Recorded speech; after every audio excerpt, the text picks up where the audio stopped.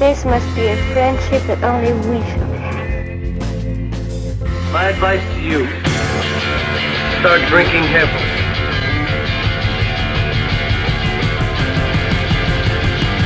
Well, hello, Mr. Fenton. Why, oh, why didn't I hate to sleep? A big problem. 10, 9, 8, 7, 6, 5, 4, 3, 2, 1, 0. Welcome to the 625th Monday Night Comedy Show. Give it up for your host, Andrew Danger Brynildson. Oh. Thank you so much. It's comics and one person watching the show. The 625th Monday Night Comedy Show. We've been doing this since '07. Were we ever so young, Kruger? Yes. Yes, we were. In the past. In the past. All right. Thank you, Spock. Anyhow, I hope you guys are having a great night. We sure are here at Nano Taco Studios in beautiful North Minneapolis. Give applause. We're coming to you live from the studios here, and we are streaming to Facebook and to the Nano Taco Studios YouTube page. And what's the site that you can flash somebody and it dissolves or explodes after 30 seconds? Are you talking about chat roulette? Is that what it is? Yes. I don't know. I've never been on We're it. streaming on chat. You certainly know a lot about it. We're streaming on Chat Roulette. And again, Andy is lying. I wouldn't say lying. I'm just, entertaining. I got distracted by my bookmark being my fully vaccinated card, which you should have if you want to sit in the audience at the Monday Night Comedy Show when we do live shows here at Nano Taco Studios with an audience, which we are doing next week on the 24th. We'll send you a chain mail email about it. It'll be great. Here to read page 44 of Picture Me Famous, the book about the middle Tanner daughter of TV's Full House fame. Please put your hands together. Everyone on the internet watching and all of our friends here in the studio, put your hands together for Morgan Pearson reading page 44. Oh my God. This is so unexpected. I'd like to thank you all. So, let's begin, guys. Full House, Stephanie. Hi, honey, I'm home, Joey joked as he came into the living room from his basement studio. He sat next to Stephanie. The twins crawled over and started untying his shoelaces. Joey, Stephanie cried. Just the person I wanted to see. Well, I'm glad someone wants to see me, he quipped. Not one club has returned my phone calls all day. I really need a gig, and soon. I have a job for you, Stephanie said. She hurried before she lost her nerve. I want to be a comic, she told him. I know I'm funny, but I think I need some coaching. So let's get started. Can you teach me everything you know? That'll take about 2 minutes, Joey joked. But seriously, Steph, comedy is hard work. Plus, you have to perform really late at night, and don't you still have a bedtime? Sure, but I don't mean that kind of comedy, Stephanie explained. Not a stand-up comic for adults. She paused dramatically. I want to be a kids comic. Comedy for kids, Joey thought? Not a bad idea. It's a terrific idea, Becky chimed in. You do have a great sense of humor, Stephanie, she said. You show it in your writing all the time. And that's all we know so far. Yeah. Humans on the internet, give it up for Morgan Pearson. Jesus, Morgan, that was outstanding. Outstanding work. Page 44. Picture Me Famous. My God, Becky's just going to make it about her. I mean, you just know it without even reading ahead. I don't know if you guys noticed this, but but Morgan wasn't reading from the paperback edition. She was obviously looking at her phone, meaning you can get this as a Nook or a Kindle item on your cellular device. By Nook, I mean you can Venmo us some money, and I will take pictures of each page and send it to you. $1 a page. Just $1 a page. That's Yeah, for $1 a page, we can for this plagiarize this book for you. That's fine. You know what? It's worth the risk because the publicity alone. Just send. Actually, the Venmo goes to the comics performing tonight. Everybody you see here gets a cut of the profits, and we are comfortable right now. We're going to retire in the Poconos. It's going to be nice, but it could be nicer. We could be in. Wait, we get to Aruba? retire? If we get enough ducats. Well, you're the one who promoted fraud. So that's Jason Kruger and his wacky The Monday Night Comedy Show. It's comedy fraud. Do you have a copywritten book? Are you owned by Disney? I think they're owned by Disney. I don't know. I don't know. Fuck it. Can we talk about something way more pleasant? Yeah, The Monday Night Comedy Show is calling you out, Disney. Okay, thanks, Kruger, for getting my back there. All right, good. Sorry, I got you all riled up. Page 44. I'm just looking for sponsorship. All right, let's start the show. It's all streaming tonight. We're not doing an audience like we did last week at our 14th anniversary. And just want to thank everybody for watching and attending, those who attended and those who performed. Thank you so much. Coming up tonight with an extension on their Comic in Residence program from New York, New York. Put your hands together for this wonderful intro video by Nanotaka Studios for CC Hexa, ladies and everybody.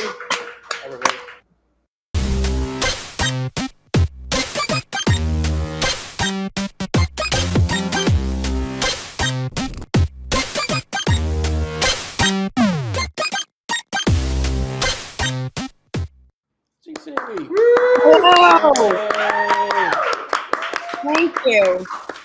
Thank you guys so much for having me back.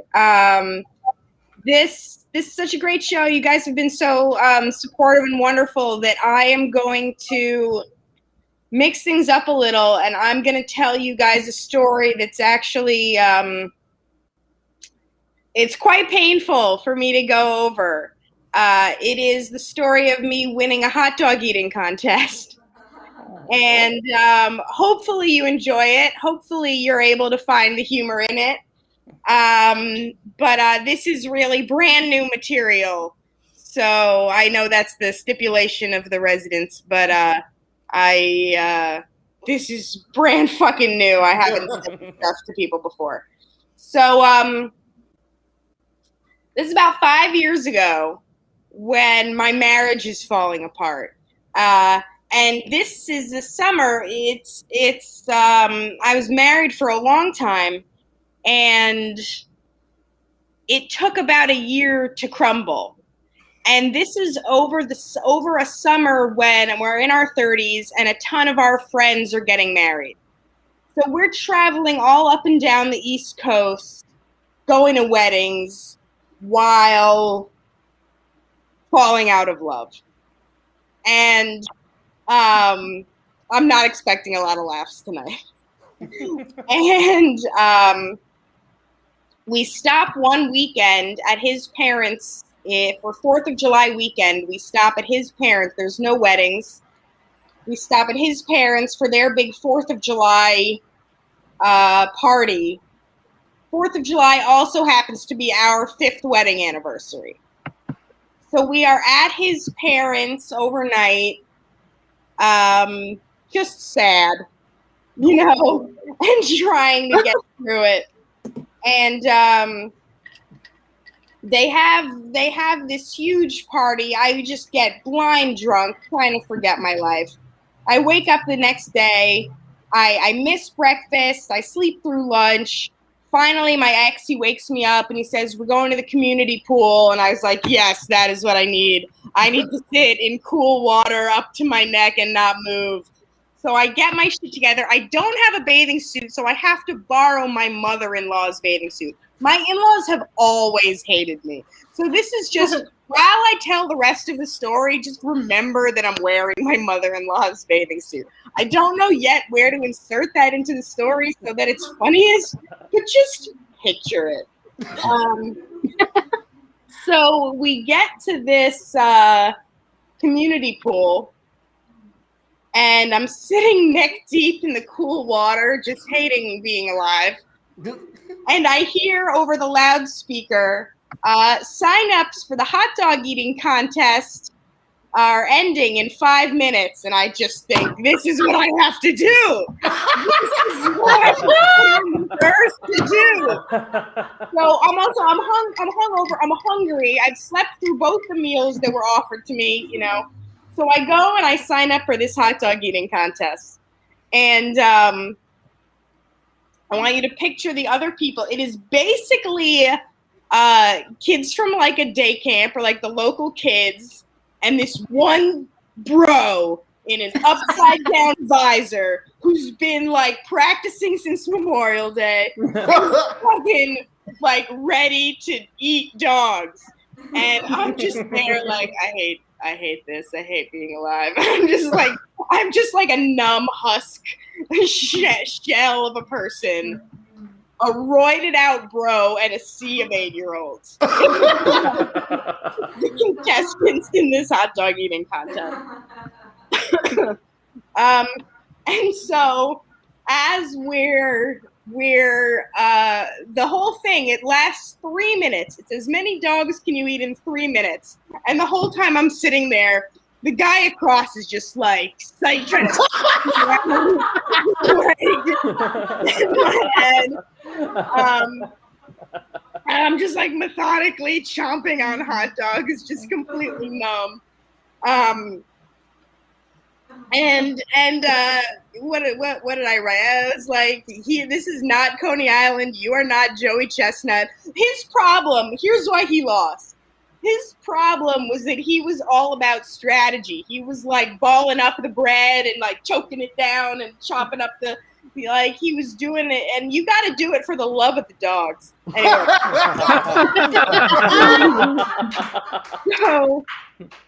So I win.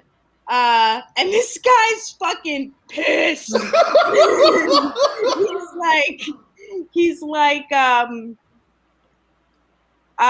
trying to say, he's like, no, but actually I ate more because I ate more buns than she ate because of the way that I was eating, and I didn't know we weren't gonna have water. The pros have water.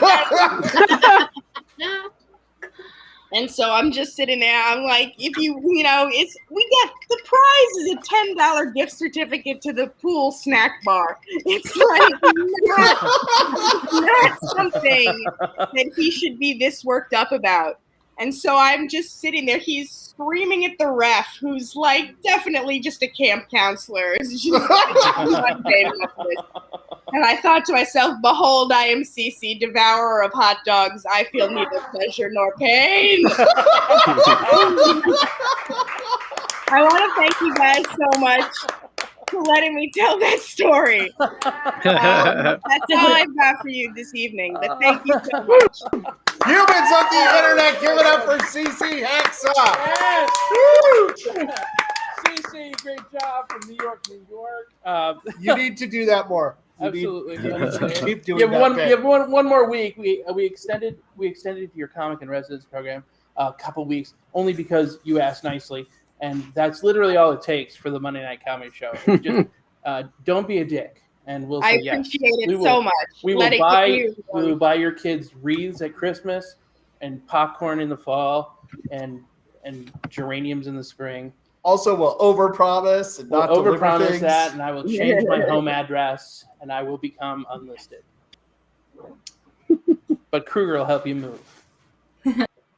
Yeah, for a fee. For a fee. I'm getting old and out of shape, dude. You should just ask for, be like, if nobody asks for like songs. For like, I don't know. I'll do this magic trick for you if you do something for me. A pretty song. That would be cool. But then you clearly haven't seen any of the movies that I've seen. But I did just get a text alert from onlinecomedyshowhost.com. It's an exclusive members-only website, and they're telling me I fucking suck at what I do because I didn't introduce again J Money, the motherfucking hawk, to the left of me. Kaka. Everybody say hi to him. And down at the other end of the studio is St. May of the internet/underground. You are with us too.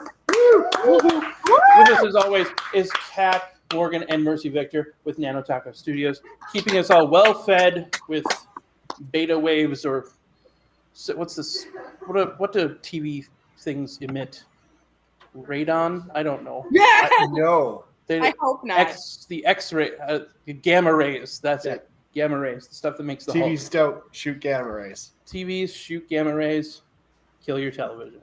But before you do that, why not talk to our next comic from St. Paul, Minnesota, and the owner proprietor of the Art of Bombing podcast, which just celebrated 200 episodes. Everybody clap for Dan Bublitz. I watched this video. Dan.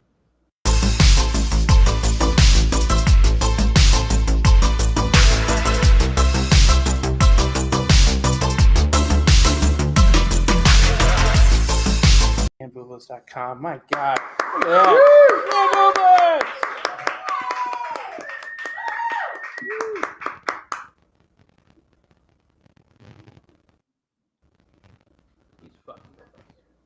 Oh man, you can go. It's okay. Dan? Oh. Dan? Woo! Zoom shows. Dan? Dan, can you hear us? Looks like. Oh, there we go. I got kicked out. That was such an awesome intro. It kicked me out. It was like, we don't need comedy from Dan Bublitz. We have this awesome intro. That's all the audience needs. I got bumped by my own intro. It's quite all right. That was great. Yeah, thanks for having me. My name is Dan Bublitz Jr. That's not a stage name. That's my actual birth name. But because of the way my last name is spelled, it's often pronounced Bublitz. But whether you pronounce it Bublitz or Bublitz, I look like how my name sounds. I'm a living representation of the name. I'm also a junior, and I have some strong opinions about being a junior.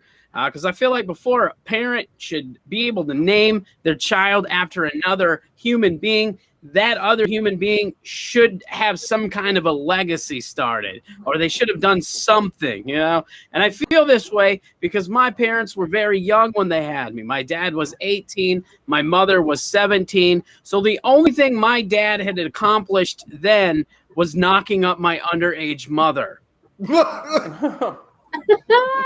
His legacy was off to a bad start.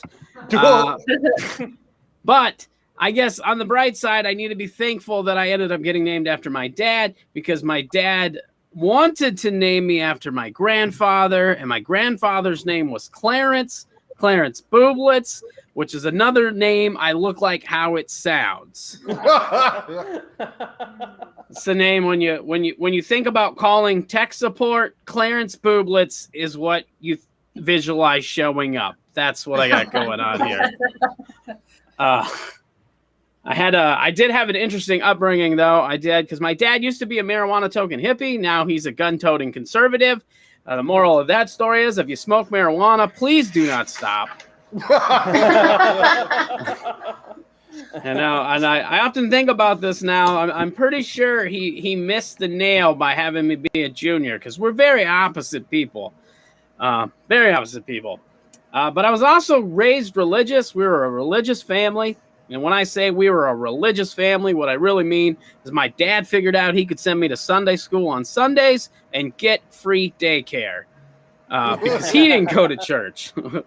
But I did. But I was raised Baptist. And if you're not familiar with Baptist, we have to accept Jesus Christ as our Lord and Savior, because if we don't, the pastor will try to drown us. It's very scary. For you're laughing, you've probably been to a Baptist baptism. For those that don't know what it's like, it is very scary. It's very intimidating because how it happens is the pastor takes you out with the whole congregation to a secluded body of water. The congregation lines up along the shoreline so you can't escape. The pastor brings you out to the middle of the water, asks you if you will accept Jesus Christ as your Lord and Savior and for him to forgive you for your sins. And then before you can answer, he just holds you under the water until you accept. That's how Baptist baptism goes. Very scary. And because I'm Baptist, I'm very good at being hypocritical and condescending. And if you don't know what that means, it means do as I say, not as I do. Because that's a lot of what I heard at the church. It was always do as I say, not as I do. Because we don't believe in having fun. You know, we're not supposed to drink. We're not supposed to do drugs. We're not supposed to watch movies. We're basically just not supposed to have fun. But we do. That's the thing. That's where the do as I say, not as I do. Because that's something I learned when I became an adult and I started running into other members of my congregation at the bar. I learned that I don't know if you guys know this, but if you see more than one Baptist from the same congregation at a bar on a Saturday night, that's called a pact of secrecy. It's like, I won't tell if you won't tell. Sounds good. See you tomorrow at church. Also, being raised religious, I got to experience Bible camp very many summers in a row. Which it was actually pretty interesting to go to Bible camp because when you think about Bible camp, you probably think about learning scripture and remembering Bible verses and going to, church and singing and all that. And there probably was some of that there. But what I really liked about it, what I really remember most about it is that's where I learned how to shoot a gun and a bow and arrow. So when they say they're raising an army of God, I don't think it's a figure of speech. They're actually trying. Very scary. Very scary. And I don't think it's fair, if a person talks to an invisible friend, people will call them crazy and have all kinds of negative things to say about them. But if they talk to God, that's okay. God is like an invisible friend. And he's always there, which is a friend that needs boundaries. Needs to back off a little bit, I think. Talking about Bible camp being in the summer. Summer's just around the corner. I don't know if you can tell by looking at me, but I'm very afraid of the sun. I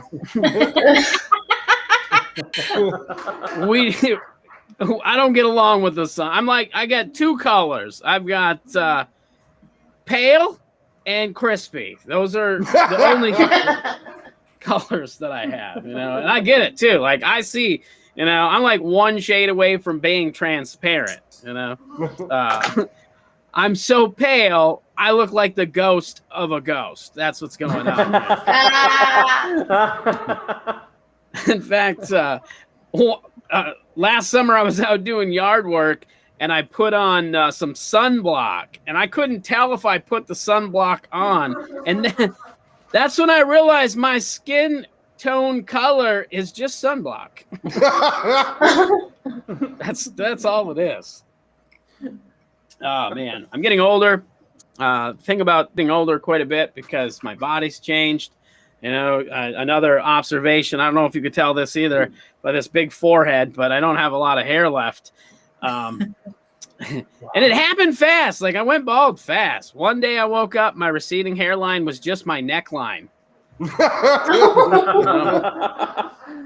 And then I have a weird balding pattern. So sometimes it just looks like I just look like a defective chia pet. Because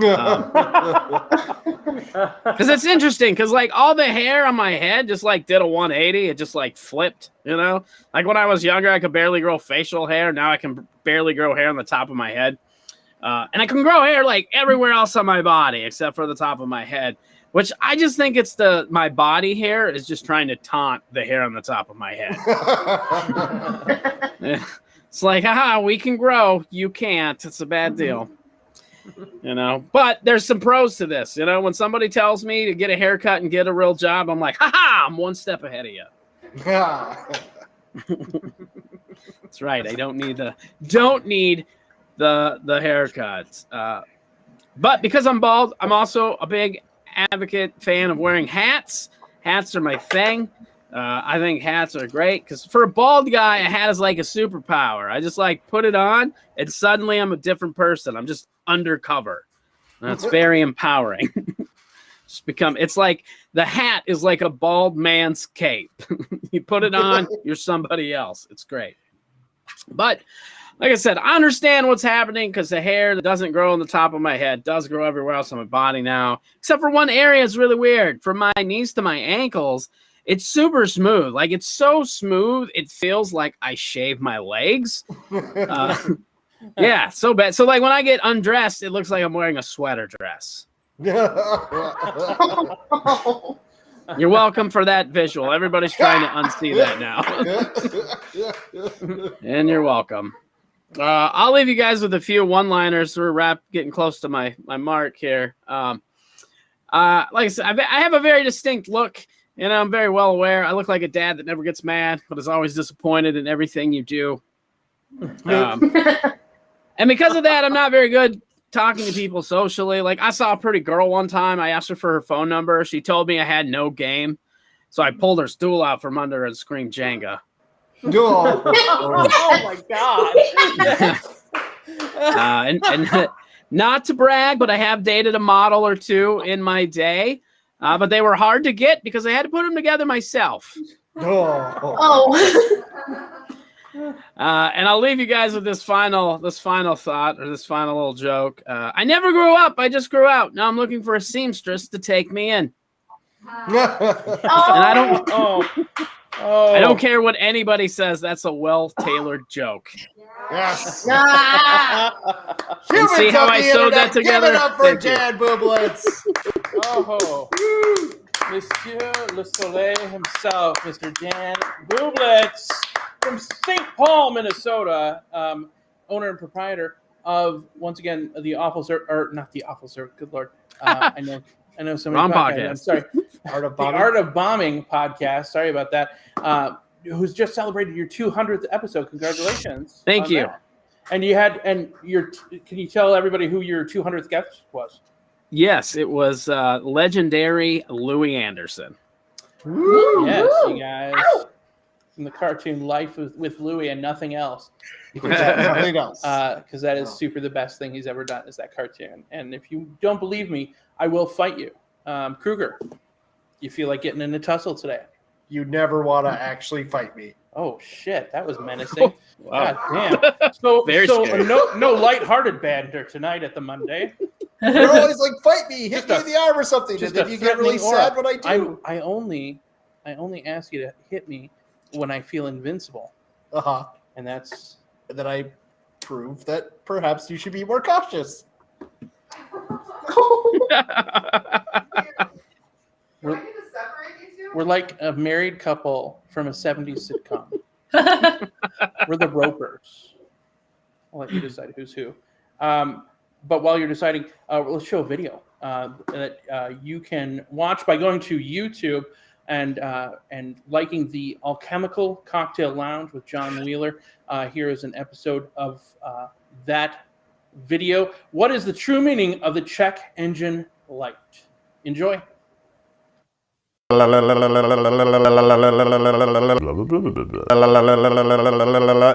we go.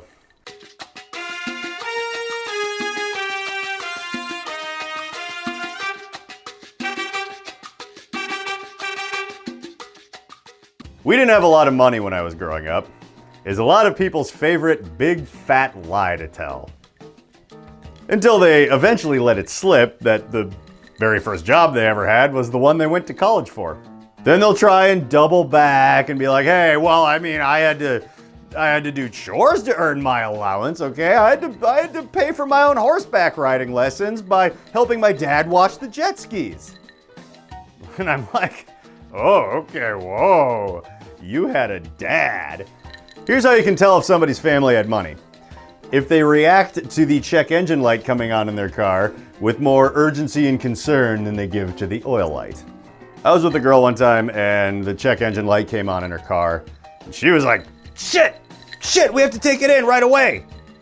And I was like, why? She's like, well, they need to check the engine? I said, for what? Cancer? It doesn't even smoke. Just don't worry about it. And then she asked, well then what is the check engine light even for? And I said, okay, here's the deal. I don't know. But if you drive around with the check engine light on for long enough, it eventually burns out.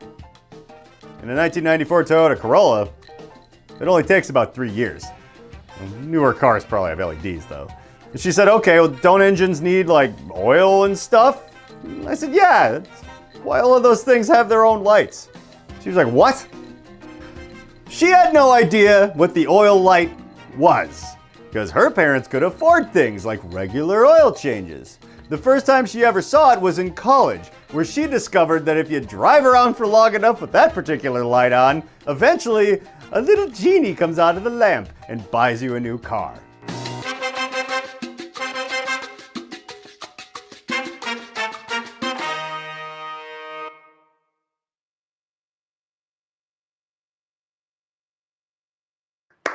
Yeah. Give it up for the Alchemical Cocktail Lounge. That was John Wheeler. Definitely, if you're on YouTube anytime soon, we have a couple of videos tonight. That was the first one. Next one's going to be by Joey Hamburger again, which I think we showed videos from both of these guys 2 weeks ago. Probably. Yeah, because they're doing good work on YouTube. Anyhow, we were going to have Elizabeth Ass perform next, and we were going to announce a great big thing and a lot of fanfare and hullabaloo. John Philip Sousa came back from the dead and wrote us a march. It would have been great, but a transformer blew in her building or near her building, causing her building to lose power and internet. So we will not see Elizabeth S., but we will see her soon. And comics, remember that name, Elizabeth S., because Elizabeth S. has become Monday Night Comedy Show staff as our local comic booker. So Elizabeth S. is still the person you're going to talk to get time at the Monday Night Comedy Show if you're in the Twin Cities metropolitan era. My God. All right. Speaking of error, me choosing to start and host the show, that was. Oops, I'm talking to a tree because Kruger's. The important thing about making a mistake is that you do it for 14 plus years in a row. Yeah, 624 times. Yeah. Okay. I don't think people have their mics on. Okay, we're gonna. It's possible we're not funny. I know. Have you ever been to Columbus, Ohio, Jason Kruger? Not that I recall. May, have you been to Columbus? Yes. How'd you find it? It was incredibly exciting. Left at Albuquerque. Oh. Yeah, that's how he found it. That's how you found it? Because he took a left at Albuquerque. Is that Weird Al Yankovic or Bugs Bunny? Yes. Yes. That's the best possible answer. So her first time with us at the Monday Night Comedy Show from Columbus, Ohio. Everybody, please make your next performer, Angela, feel very welcome. Here we go.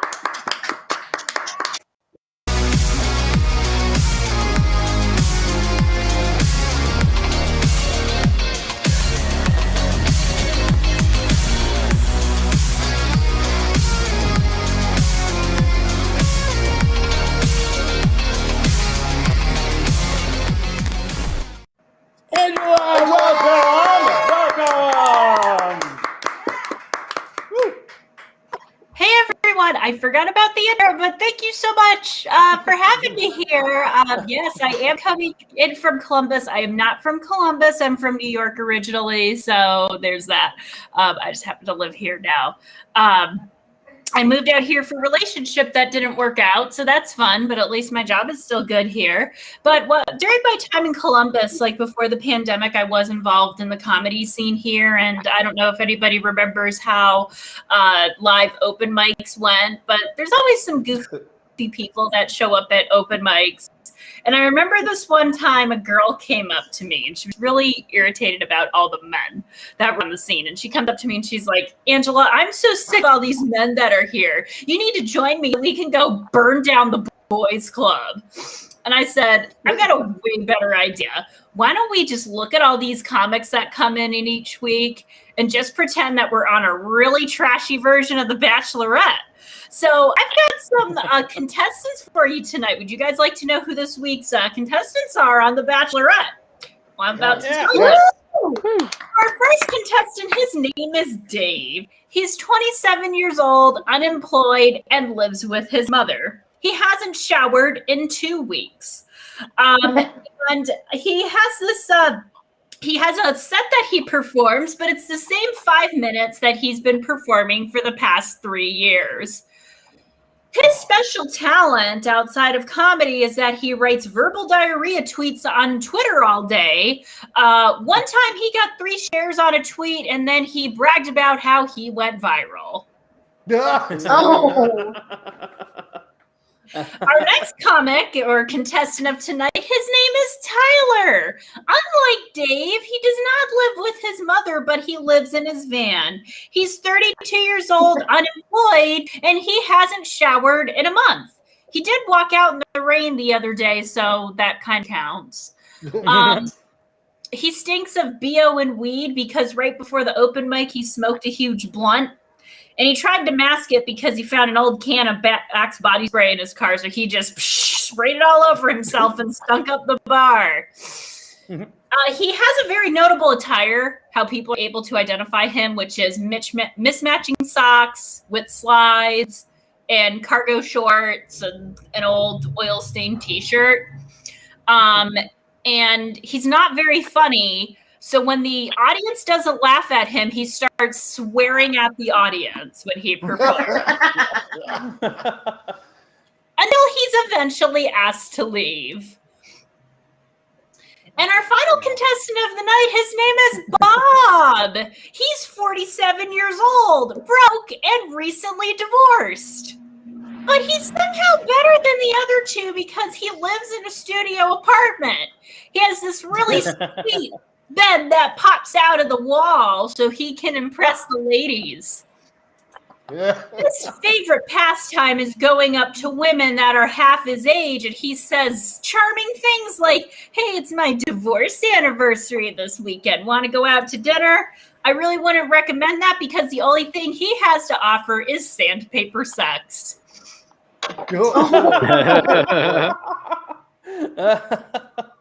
Remember that girl I told you about earlier? She ended up picking Bob as her boyfriend.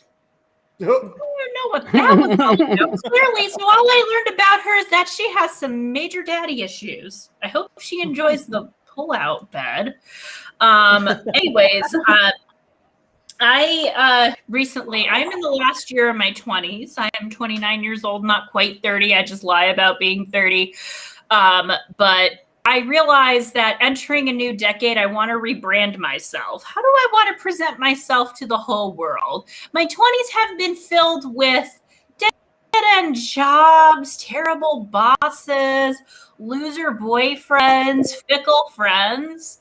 So I had to remind myself what's important to me. And besides myself and being a stand-up comedian, I'm a very proud auntie. I have 3 beautiful nieces and a handsome little nephew, and I decided that one day I'm going to be a hot aunt. Now, what is a hot aunt? The hot aunt shows up to the Little League game with the good snacks, which is junk food, little bottles of Kool-Aid, and all the kids just think you're so cool. And I make all the baseball moms look bad, and the dads too. Yeah, you fuck your little celery sticks you bring, Janet. I got back. And if it's a good day, the coach will be a single dad that I can flirt with. Hopefully it's not the guy from earlier in the joke I was talking about. So with being a hot aunt, a lot of times when people say that they want to compare themselves to a fictional character to kind of make it fun or like compare themselves to someone, and I'm like, well, there aren't too many aunts out there. But I realized that I want to be like Aunt May from the Spider-Man series, not the one in the comics where she's 80 years old or those old movies where Tobey Maguire is a 40-year-old high school student. I'm talking about Aunt May in the reboot with Tom Holland. Remember that scene? She was so hot that she even gave Tony Stark a boner. And I remember watching that scene and I said, I have a chance of being so good looking that I can land an old millionaire and get him to fund my comedy tour. And I think that might be an option for me because remember, Bill Gates is getting divorced. That was the best news I've got all year. And I'm like, now is my chance. Time to make that move. But he's like losing half his wealth in the divorce or something. So what does that mean? Like one less Bugatti that he has, or I don't know. So maybe he's not going to be so rich anymore. He'll have to start working at Starbucks or once the wife takes all the alimony or something like that. I don't know how divorces work, but I've heard my divorced friends complain about it. Let's see. What else do I have for you guys? Oh, yeah. Along with being a hot aunt, I wanted to continue on this is I know that I want to give some hot aunt advice to my nieces and my nephew. And along with that is I want to make sure that I can give them some dating advice. So I'm currently writing a book for my nieces that's called, Oh, the Douchebags You'll Date. It's going to chronicle all the losers that I've had to deal with in my day, because by the time they get to dating age, they're going to be like, you're so old. There's no way you attracted anybody. I'm like, there is a time that I was young and attractive like you guys. I'm not going to pull the bullshit thing with my nieces where I say like, oh, you're precious little girls and wait around for your perfect Prince Charming, because that's the bullshit that I was fed and it still attracted douchebags. And I'm going to sit them all down and say, look, you're all ridiculously good looking like me. And when you get out into the real world without your parents around, you're going to have dicks flying at you at every angle. So this is how you're going to deal with it. I'm going to tell them this story that's one of my favorites, where I heard this story once of this guy who liked a girl and he asked her on a date and she said no. But the guy was devastated and really wanted to go out with this girl. So he kind of stalked her until he went up to her one day and said, I have this really great date planned and it's at the end of the month. It's going to be a big surprise for you. So the day of that date comes, she said she'd go with him. And he leads her to his car, blindfolds her, and puts her in his car. And then they proceed to drive 2 hours out of town. She's blindfolded the entire time. Eventually, the driver pulls over because he got lost. This happened a long time ago before there were GPSs and MapQuest got him lost. Pulls over, says to his date, I'm really sorry. I got tickets to your favorite musical, but I can't find where the theater is. It was a little community theater. And the girl, instead of being freaked out that she's like basically in this guy's trunk the whole time, just says, oh, that's the most romantic thing a man has ever done for me. I don't even think they even got to go to the show. Long story short, they get married. And they told this story at their wedding. Oh, God. And this is when I look at my nieces and say, that was the first date your parents went on.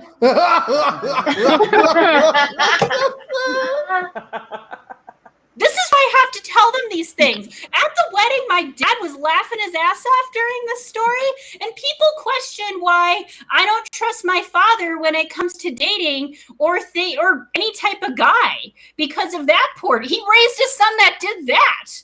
And that's my point, everybody. Thanks for having me. This was a great night. Humans on the internet, give it up for Angela. Angela, joining us from Columbus, Ohio. Thank you so much for joining us, Angela. Thank you. And we would love to have you back if you'll have us. Awesome. I'd love to come back sometime. And if you ever come to Minneapolis, Kruger has a futon. Somebody or no, we're gonna buy a futon. We'll buy a futon for you. You know what's funny is one of my exes, his name is Futon Boy, and he shows up in some of my other jokes. I don't think you would want to have Futon Boy as your nickname. You must have done something to deserve it, though. He lived in his mom's basement and slept on a futon. That's how he got his nickname. Oh. That's not a good story. You have to work on that story, how they got called that. This dude just keeps barging into people's apartments and setting up a futon and not leaving. And it just stays there. And just stays. He does it throughout the metro. He's done it to 8 homes. You finally get him to leave, and he's like, "Hey man, can I just stay at your place one night?" Futon. Oof. So just add water. Only it's some sort of new technology. Obviously, we're not privy to. That's above our pay grade as scientists. But the technology does exist somewhere. Yeah. 2 drops of liquid futon. All right. Well, that was funnier in my head. Let's escape the confines of the studio and get bombarded by gamma and particle fizzy lifting drinks, whatever TV studios shoot out over the airwaves, some sort of radiation that harms you and your reproductive organs. History of Cinema by Joey Hamburger and his production company Sheep, available at YouTube. Just look up Sheep or Joey Hamburger and you're going to find it. But enjoy this video. It's called History of Cinema. Was my father. Please call me Don. You just want to sit here and hear stories from an old dog like me? First motion picture of cinema. The Arrival of a Train by the Lumiere brothers. I arrived to the motion picture theater wearing what would have been my Sunday best, blazer, tweedly mustache, primed. There's all this hubbub, and the gal in front of me says, we've never seen something like this before. Motion picture cinema. Take my seat. Gentleman to my right lights a cigarette. I'll never forget this. He turns to me and he says, "You ready to see the future?" And then he just starts laughing. And pretty soon, we are both chuckling at that point. The lights dim, and this projection flashes over our heads. And it's beautiful.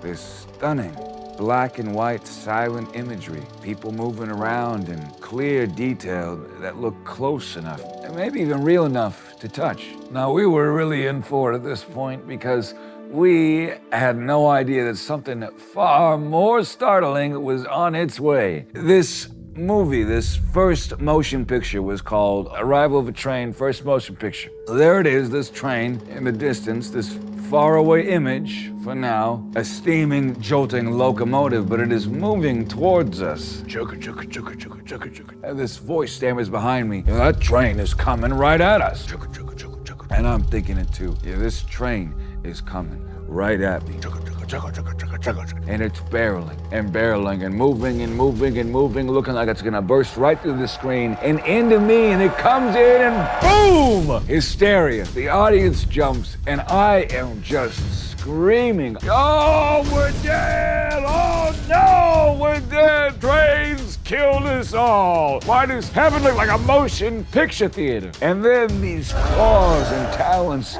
sink into my back and they're trying to drag me down, and I'm fighting, throwing fists left and right. I can't see anything, but I am being swallowed, enveloped in darkness and chaos. And I close my eyes and I start to pray, though I walk through the valley of the shadow of death, I shall not fear. And then the lights go up, and these people are standing all around me, and they were so upset. I mean, people were livid, yelling at me, saying, "Come on, man, the movie's been out for a week. You should have seen that coming."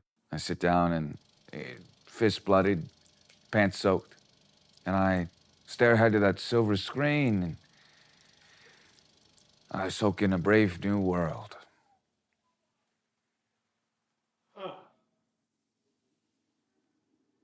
I hope that helps. Do you have any friends who are also at the theater who might have a different account without the fighting? Fighting and the pissing, no. No, just me. No friends. You want to be my friend? No, Don. We gotta go, Don. Oh, I just pooped my pants. Should I? Jill, can you cut it?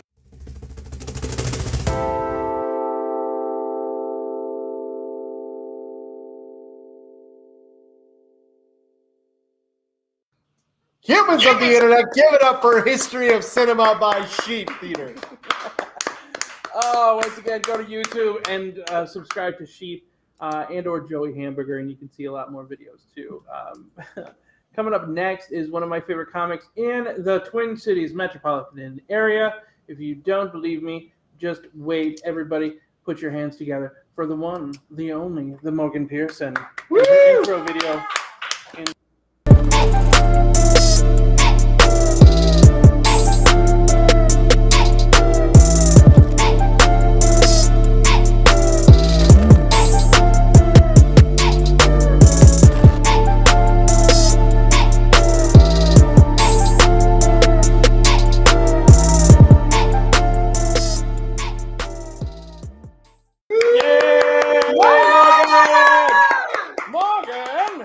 Guys, I love that intro because that first photo where I'm on stage, like, it looks like I'm going to say farts, and I never say farts in my sets, but I love that photo because it gives the illusion of fart. It's been so long since I've been here, and this is, like, one of my favorite fucking places to be. This is, like, home. So I have, like, all new stuff. It has not even been tested, so let's go. Guys, mental health is, like, so important to me. And last week my boyfriend was out of town helping his folks, like a good Minnesotan. And I had a complete breakdown, which led to me being, like, a total mess. Like, mascara running down my cheeks. Like, Tammy Faye level, like, lashes encrusted on me.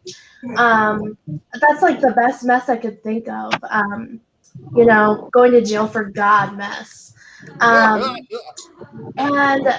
I was literally, like, going through my Facebook list, like, desperately trying to find someone to, like, hang out and social distance with, which is a sign that 30, like, I just turned 30. I'm too old to be on Facebook. You should not use Facebook like that.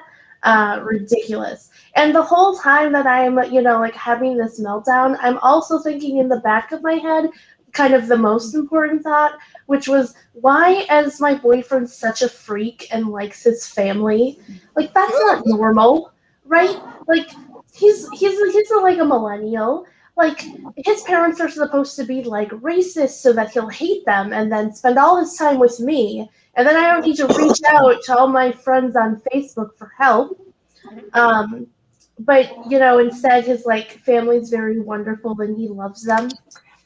I don't understand it, guys. But no, I got to talk to some people, and it was really rad and very helpful. And, you know, like, some of the conversation was about how still, like, oh, you're like 30, so you're probably not going to have kids, right? I think, like, the public opinion is, like, because of my age and my boyfriend's younger, I'm the reason why we're not having kids. I would like to contest that. He just spent $400 on plants, and he's killing them all. I think that's why we're not having kids. Because he murders plants, I murder plants. I feel like, you know, if we had a kid, we'd be, like, fighting over, like, which windowsill do we set them in? Like, I don't know. Like, I want to water them every day because it's fun, but apparently that drowns them. Like, you know, kids are complicated, guys. They're real difficult. Like, the fertilizer for kids is different than fertilizer for plants. If you're trying to have kids, you definitely shouldn't, like, throw dirt at your girl. That's not going to work. You have to throw other stuff, and it's gross. So not recommended. But I know the real reason is I've decided that I don't want, like, long-term commitment to kids. Very similar to how I've been in relationships in the past, like, not long-term. So I don't want my own or to adopt, but I would for sure foster kids, because as a Korean adoptee, I grew up in, like, you know, like chef's kiss, like, foster care.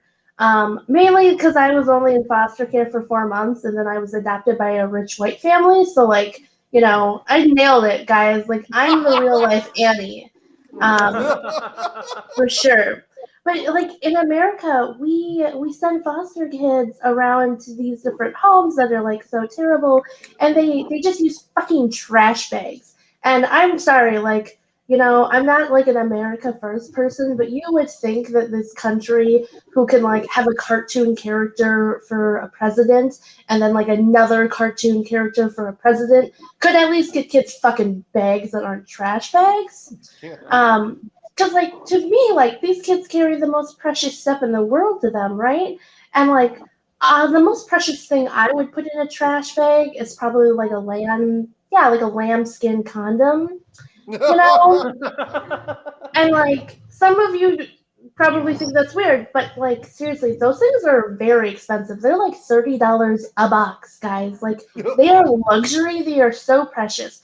They're so luxurious, actually, like, they're the only condoms that are on Epstein's Island. Like, that's what class is all I'm trying to say. And, like, speaking of pedophiles, now that I brought them up, I just want you guys to know where I stand politically. I am pro-abortion because I'm anti-pedophiles. Think about it. Why else do Republicans want to control a woman's body, right? Because pedophiles need children, and I'm against that.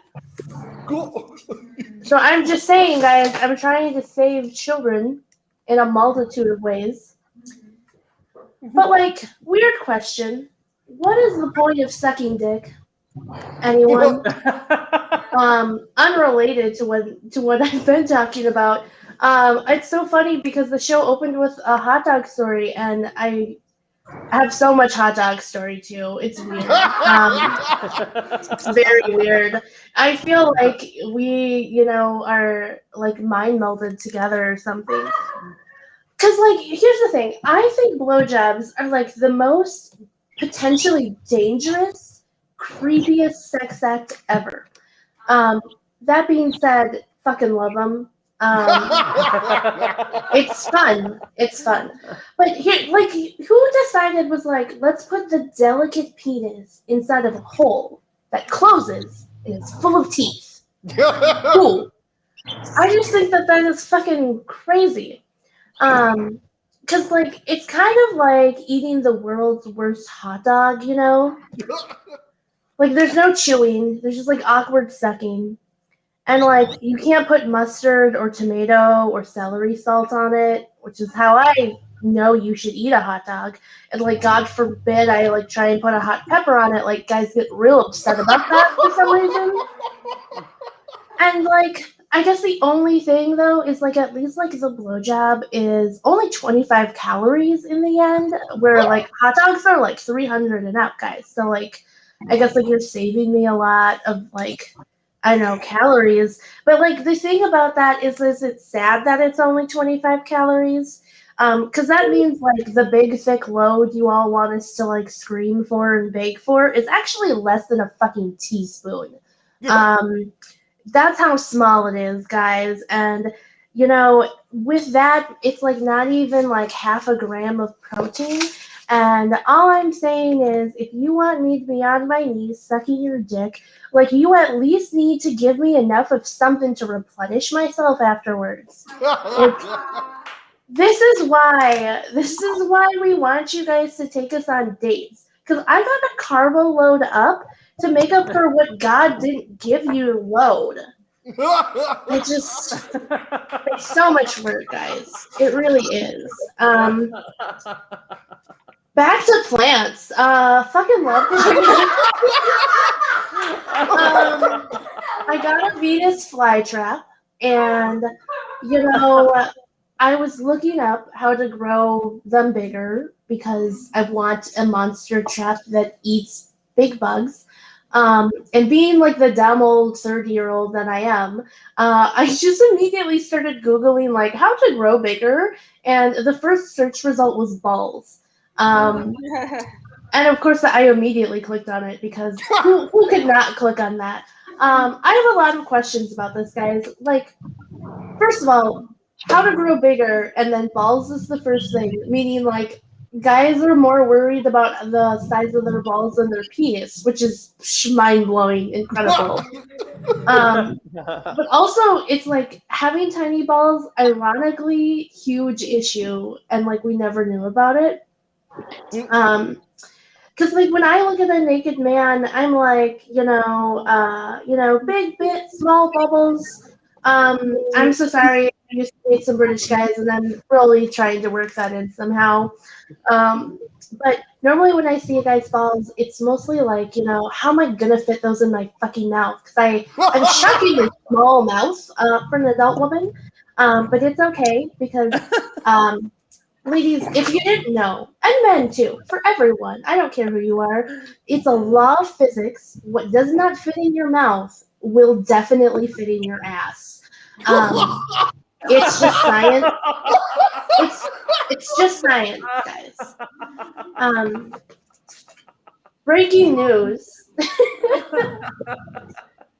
My segues are getting better, I swear. In breaking news, John Mulaney announced essentially that he cheated on his wife and relapsed.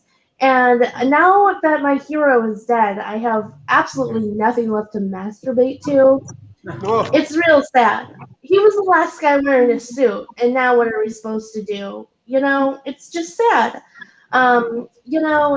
If like darling John Mulaney is, throwing it away, what is there for the rest of us addicts? Like what hope is there? And we're all thinking it, right? I know that you're thinking it, because I'm thinking about it, because I'm the hope, guys. I'm your hope. I'm the new John Mulaney, is what I'm trying to say.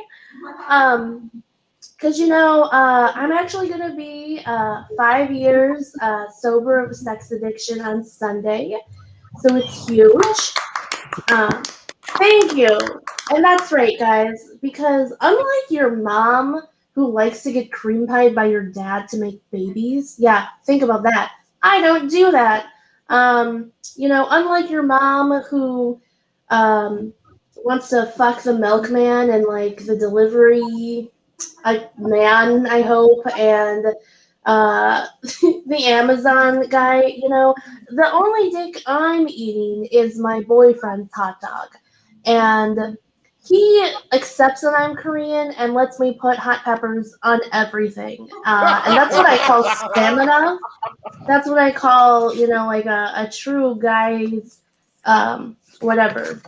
I'm going to close it out with some fun facts that I learned. As I mentioned, I learned about growing bigger balls. So fun stuff. One, there's no way to grow your balls bigger. So everyone Googling this is a fucking moron. Just saying. You can actually make your dick bigger. You can't make your balls bigger, fellas. Sorry. Other stuff men ask about their balls. How long does it take for balls to be full? In my mind, this is a guy who is like at the faucet and he like has like his penis tip just like at the faucet trying to refill his balls, hoping to like super soaker later. That's how I imagine this. Next question. What happens if you leave a dead testicle? I don't have a joke for that. I just like love that that's a question. Apparently it's bad if you have a dead testicle. My favorite, and we'll end it here, is how much is one testicle on the black market? This is a real question. This is the top 10 questions, is how much is a testicle on the black market? And for those of you who want to know, a pair of healthy testicles, guys, $50,000. The left nut, it's not one nut, it's the left nut, is $3,500. And unfortunately, guys, if you are looking to sell your right nut, it is practically worthless. It's only $9,000. That'll buy you like a really terrible Minnesota wedding.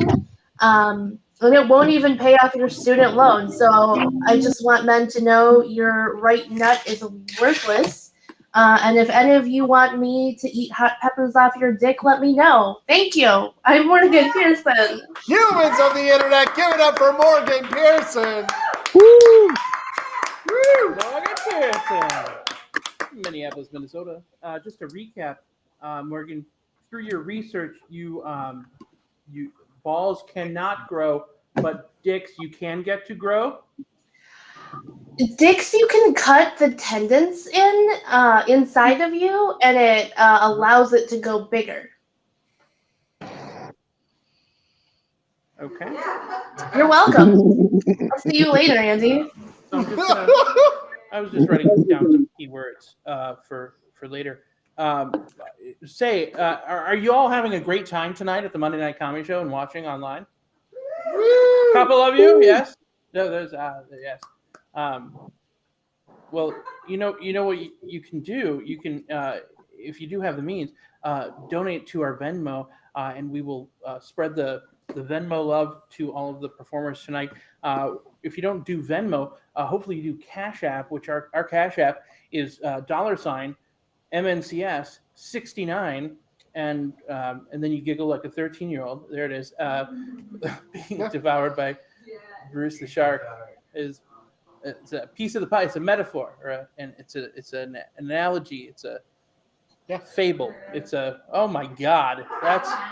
Look at that nightmare fuel. That's why you don't go to the Pacific Northwest. Yeah. If you donate to us, that won't attack you. That's horrid. They closed the Monterey Bay Aquarium because of animals like that. Those scared the children. The children were their biggest customer. Yeah. Kids love water animals. You like Burt Reynolds. Did you know that? I do. You remind me of Burt Reynolds. Oh, all right. When he was alive. Yeah. In the 70s. Never heard that comparison before. All right. Well, I'm trying to be a nicer host and not fire you every week.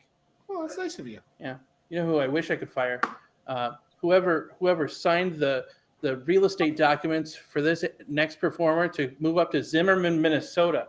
I wish he was still in North Minneapolis because he has the best weed. Put your hands together, everybody, for your friend, my friend, Mr. Nick Piontek. Woo!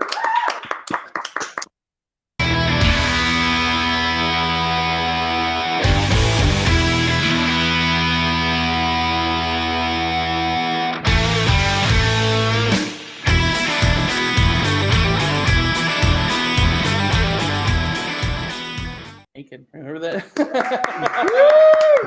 Nicholas.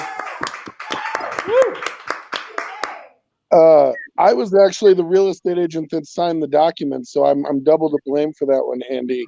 I'm sorry. I would like to tell you guys right up front. Morgan said that sucking dick is one of the worst things you can do. I will lick your butt after Taco Tuesday. That's where I'm at with being Corona single right now. I am down for anything. Challenge. Sucking dick don't seem that bad right now. I just want the fucking test of anyone. You know what I mean? The other thing she said that was really funny, she said she's anti-abortion, or she's pro-abortion because she's anti-pedophile. And that's a beautiful comment. I'm abortion. I'm pro-abortion because I'm anti-people. I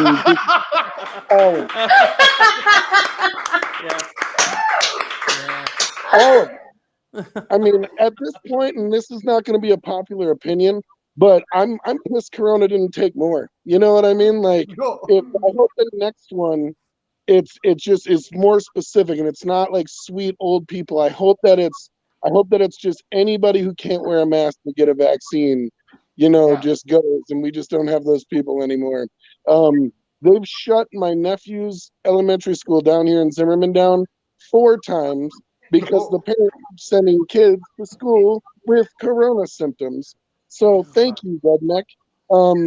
If you ever want to laugh at something, subscribe to the Zimmerman Bulletin Board. You will see people who have literally been on meth for 10 years giving scientific advice to the community. It's wonderful. Oh no. It's literally wonderful. It's like, dude, you haven't had dental insurance in 10 years. Let's not talk about medical stuff for a while. It's like $12. $12 a month you're not spending. I am coaching another Little League team. Thank you guys for putting me up last. I'm the last one, right? Yeah. Yep. So thanks for putting me up. If you guys remember, if you've been a fan of the Monday Night Comedy Show, actually, I coached a Little League team years ago, and I used to show up on Mondays dirty. And you guys are the reason I stayed doing comedy. I almost just stopped from just being busy.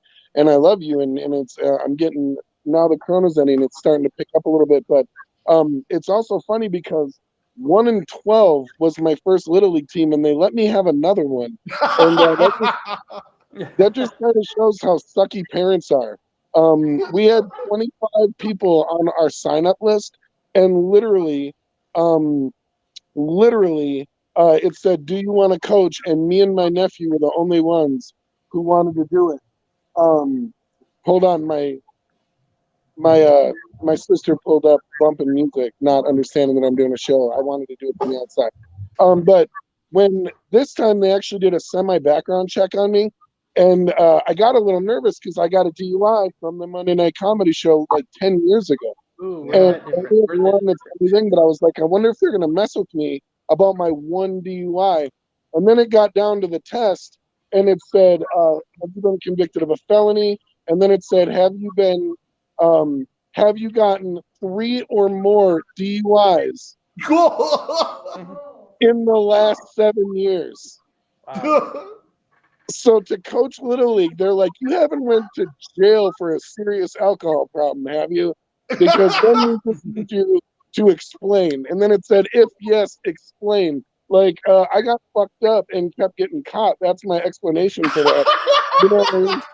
I shouldn't probably drive kids home from Little League. I think that might be a little, that might show that I might not be capable of such things. Assistant coach, umpire, yeah, fine. But head coach, 3 Deweys. And that's the cutoff. And I was dying over that because I'm like, I wonder how many of those parents are, that's why they said they couldn't coach. You know, they're like, nope, 5, sitting at 5. Man. So the first game of practice, these kids haven't played any sports or anything for a while. So the first game of practice, I was like, I told them I've been reading coaching books because that's what I do. I try to like get good at whatever I'm spending my time doing. And I've been reading coaching books, and it said, start with an inspirational quote. So I told them, the quote I told them was "Pain Don't Hurt," which is from Roadhouse, and it's Patrick Swayze. And so I told them, they were like, well, who's that? And I was like, it's Patrick Swayze. And they were like, who's Patrick Swayze? And I grabbed the kid really aggressively. And I was like, the toughest human being to ever exist. And I like almost pushed him down. And then I made them all run because they suck and they don't know who Patrick Swayze is. I literally was like, he saved us from the Russians in the 80s. He was the number 2 bouncer of all time. He used to rob banks and president masks. You don't know who Patrick Swayze is. And that's what I did. The garbage parents didn't send me any crap emails about it, so great. Someone had mentioned, the other comic, I didn't catch her name, said something about futons. I actually, when I moved from North Minneapolis, I intentionally didn't bring my bed. I had a fairly decent bed, but I didn't bring it so that it would motivate me to sell my old house. And I've been sleeping on a futon that I can't fit on. So FYI, if you want me to lick your butt on Taco Tuesday or do some weird stuff, we got to do it on a futon until I sell my house in North Minneapolis. But we can be kids or teenagers. It's fun. It could be role playing.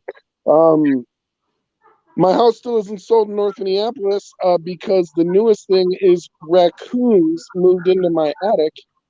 Oh man! I'm gonna drink a beer while you guys suck on that one. Raccoons moved into my attic. How the fuck do you even get rid of raccoons? Do I start charging them rent? Like, Do I like crawl up into the attic with a knife like John McClane style and just knife them? What do I do?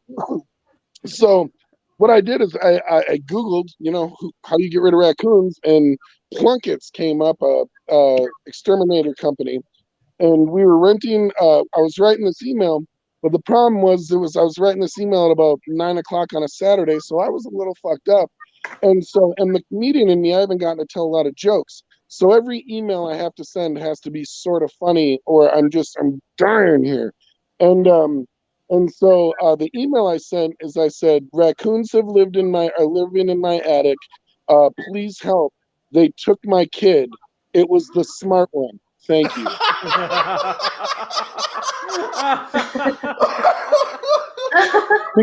Because my hope is whoever's working during Corona at Plunkett's, like they got a little laugh out of that, right? Like they're like, what? Like, and then after I told my nephew, I was like, we should Photoshop a kid with a bunch of raccoons around it with like a ransom letter. You know what I mean? It's like, leave the trash open and she survives. You know what I mean? Like, we come down at midnight, and then I was hoping Plunkett's would actually call me, because then I would be like, is this the raccoons? And they'd be like, no, this is Plunkett's. And I'd be like, I didn't call the exterminator or the police like your ransom letter demanded. And they're like, no, this is Plunkett's. And I'll be like, that's what raccoons would say. Because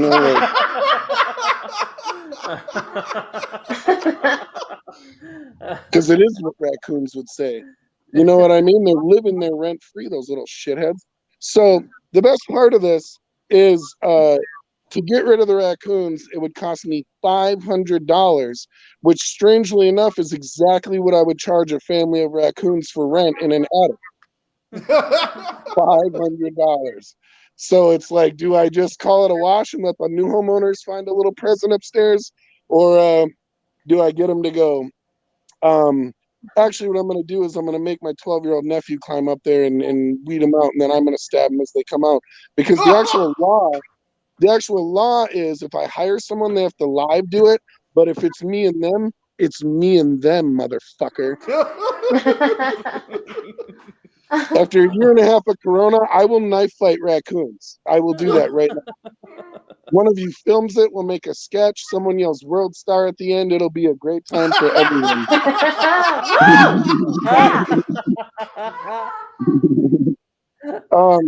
I want to tell you guys this, and then I'm going to end on this. I didn't know how much time. First of all, thanks. Congratulations on the anniversary. It was the first anniversary show I didn't do in 8 years. So, wow. Oh, a little jelly on that one, but I'm just kidding. Congratulations anyway. We'll see each other soon.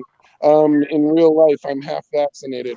But anyway, if you tune into the show virtually during the pandemic, as I moved out here, the biggest thing that drove me insane was one of the homeowners out here has a Trump flag, an American flag with 13 stars, and a Confederate flag.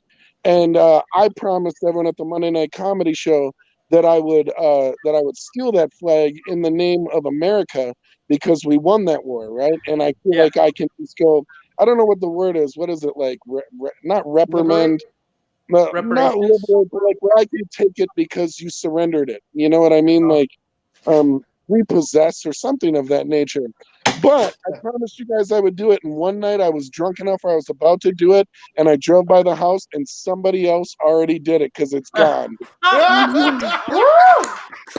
So I'm hoping someone watched the show and just followed my lead. And with that being said, the new trend I want to start is, if you're watching the show, I want you to find a Chris Lindahl sign and spray paint as many dicks on it as you can, and then do a stupid little dance and put it on TikTok, and we'll call it Lindalling.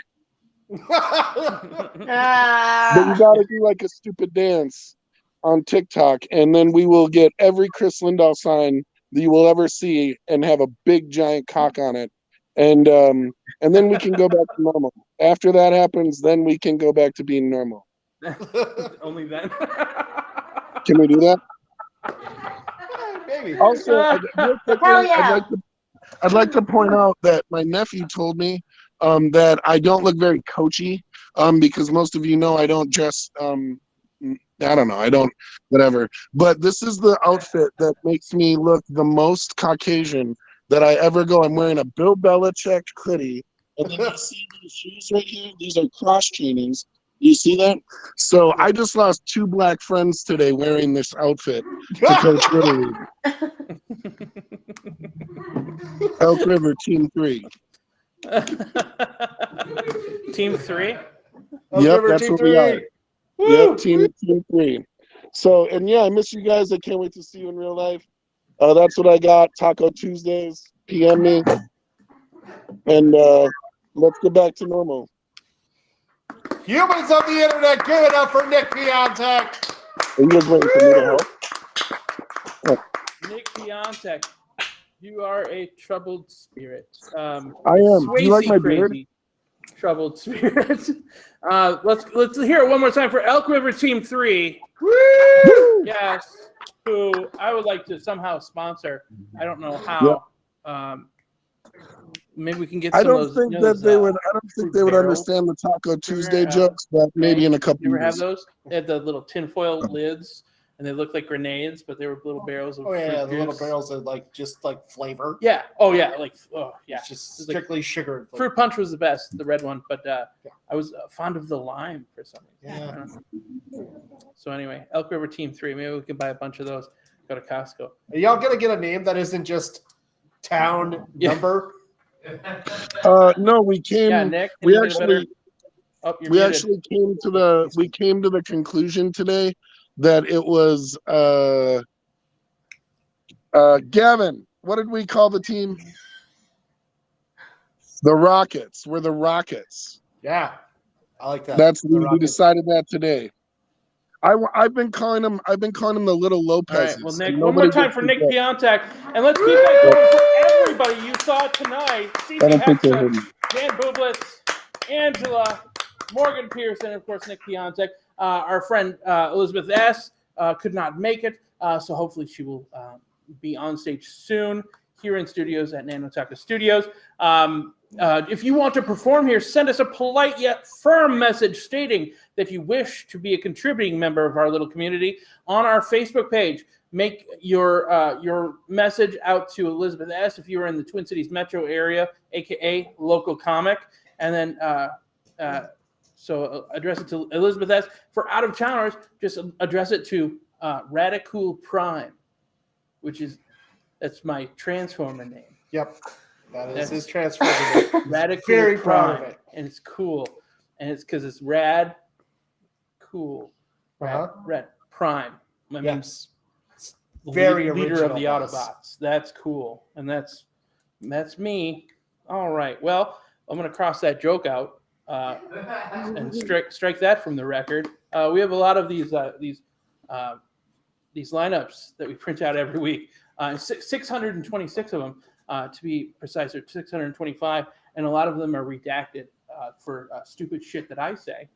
But by God, I wasn't wrong by collecting these comics tonight performing. So thank you so much for being a part of the Monday Night Comedy Show. And thank you to John Wheeler and Joey Hamburger for providing excellent videos. Please go on YouTube and subscribe to not only them at the Alchemical Cocktail Lounge and Sheep, a.k.a. Joey Hamburger, but also make a stop at Nanotaka Studios. And that is where we lay our scene and where we there's Kat from Nanotaka Studios. Somewhere in the darkness is someone named V, who made all of those fantastic intro videos for the comics. So if you like those, he is the one to thank. And just show your thanks by donating to our Venmo. There he is. Look at that. Look at that little cute little troll. Cute as a freaking button, that one. You just want to take his nose and go, boop. I love it. Anyhow, all right. You don't get to because you're going to donate instead. You're going to donate. And, boy, speaking of Swayze crazy, we have a fantastic show for you planned next week in the big space here at Nanotaka Studios in North Minneapolis. So we have audience spots available. All you have to do is send us a message on our Facebook. It's facebook.com/TheMNCS. Just message us that you want an audience seat. The only requirement is you are fully vaccinated to be a part of our studio audience or a performer at the Monday Night Comedy Show. Pretty soon we're going to make you be 2 signatures or 2 dates plus 2 weeks. So you are fully safe and no harm to anyone here at Nanotaco Studios, because wouldn't that suck if we were the cause of a COVID-19 outbreak? And we won't be, We because will we're not safe. be, and we're because we smart. are safe. Anyhow, you be safe too. Keep washing those hands and wear masks out in public. We love you. Have a great rest of your week, and we'll see you next Monday. Thank you, everybody. Bye, everybody. Yay.